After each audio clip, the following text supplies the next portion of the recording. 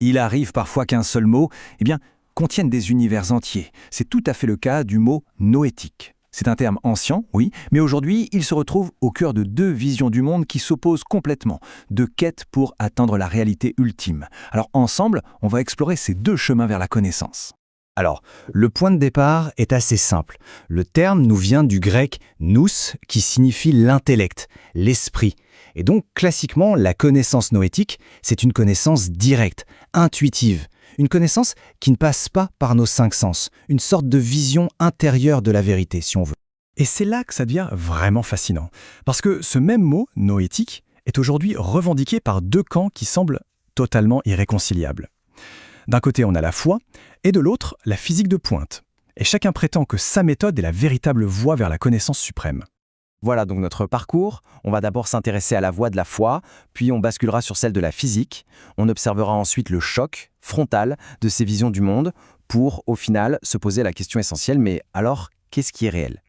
Allez, on commence par la première interprétation, celle qui est ancrée dans la théologie orthodoxe. Et attention, pour cette tradition, la connaissance noétique, ce n'est pas juste une autre forme de savoir. Non, c'est la forme de savoir la plus élevée, qui serait même supérieure à la science.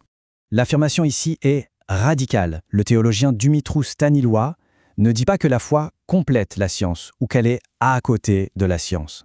Il affirme qu'elle est la véritable science. C'est une inversion complète de la hiérarchie du savoir à laquelle on est habitué. Bon, alors comment ça fonctionne cette distinction ?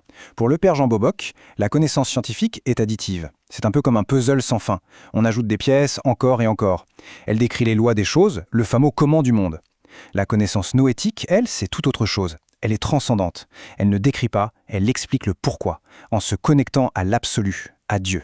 Et pour lui, il y a une différence abyssale entre les deux. Prenons un exemple concret qu'on trouve dans les sources pour bien comprendre, l'embryon. La science séculaire, elle, débat. À quel stade est-ce que le zygote devient une personne ? La réponse change tout le temps, au fil des nouvelles données. La perspective noétique, elle, affirme que les pères de l'Église le savaient depuis toujours par intuition spirituelle. L'embryon est une personne dès le départ. Et donc, de ce point de vue, la science moderne ne fait que rattraper son retard sur une vérité qui était déjà révélée. Le point crucial de cette vision, la critique fondamentale, elle est là. La science est vue comme un outil certes puissant, mais terriblement limité. Capable de décrire le fonctionnement matériel du monde, oui, mais complètement impuissant à en expliquer le sens, l'origine. En gros, elle nous enferme dans le comment sans jamais toucher au pourquoi. Allez, on change complètement de décor, on passe maintenant à une interprétation radicalement différente. Ici, le mot noétique est repris non plus par des théologiens, mais par des physiciens théoriciens. Des gens qui cherchent à repousser les frontières de leur propre discipline. Et là, l'approche est totalement inverse. Il ne s'agit pas du tout de rejeter la science au profit d'une connaissance qui serait supérieure, il s'agit plutôt d'étendre la science, de la réinventer, pour qu'elle puisse enfin rendre compte de phénomènes qui pour l'instant lui échappent, comme l'organisation du vivant ou même la conscience. Et ce chiffre est juste astronomique. Il est au cœur du problème. C'est l'écart, le gouffre en fait, entre la valeur de l'énergie du vide prédite par la physique quantique et celle qu'on observe en cosmologie. On parle d'un facteur 1 suivi de 120 zéros. C'est ce qu'on a appelé le pire écart théorique de toute l'histoire de la physique. Pour certains, c'est le signe évident qu'il y a quelque chose qui cloche, que nos modèles actuels sont fondamentalement incomplets. Et c'est là qu'intervient le physicien Patrice Portemann avec une idée assez dingue. Et si, en plus des forces classiques qu'on connaît, celles qui poussent, qui tirent la matière, s'il existait une autre forme de causalité, une causalité formelle, un champ noétique qui ne force rien, mais qui organise, qui module la cohérence des systèmes.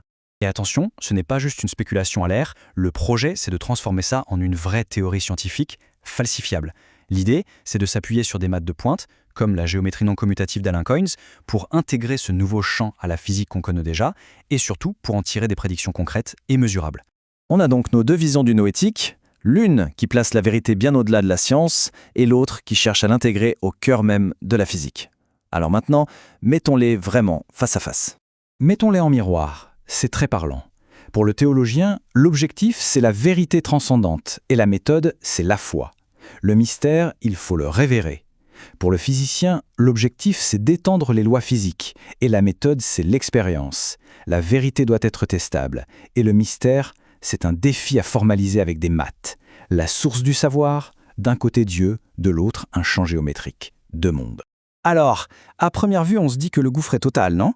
Les deux approches semblent complètement opposées. L'une est basée sur la révélation, l'autre sur la falsificabilité. Est-ce qu'on peut même les comparer? Mais, et si on prenait un peu de recul? On pourrait y voir une quête commune.